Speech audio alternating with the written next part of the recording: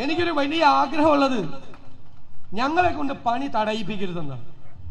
എനിക്കതാണ് അധികാരികളോട്, state ഗവൺമെന്റിനോടും national highway അതോറിറ്റിക്കാരോടും ഒരു റിക്വസ്റ്റാണ്, ഞങ്ങളെ കൊണ്ട് പണി തടയിക്കരുത്.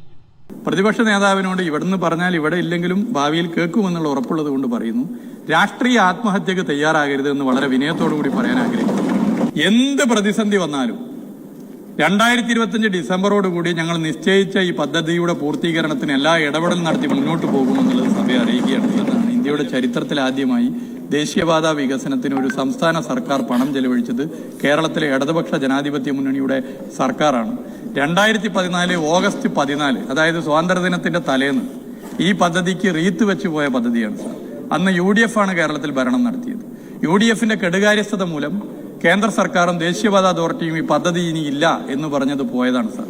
മരണപ്പെട്ട പദ്ധതിക്ക് അത്ഭുതകരമാം വിധം ജീവൻ വെപ്പിച്ച് മുന്നോട്ട് വന്ന കേരളത്തിലെ സർക്കാരിനെ നയിക്കുന്ന മുഖ്യമന്ത്രിയുടെ പേര് ശ്രീ പിണറായി വിജയനാണെന്ന് ഈ സഭയെ അറിയിക്കാൻ ഞാൻ ആഗ്രഹിക്കുകയാണ് സാർ.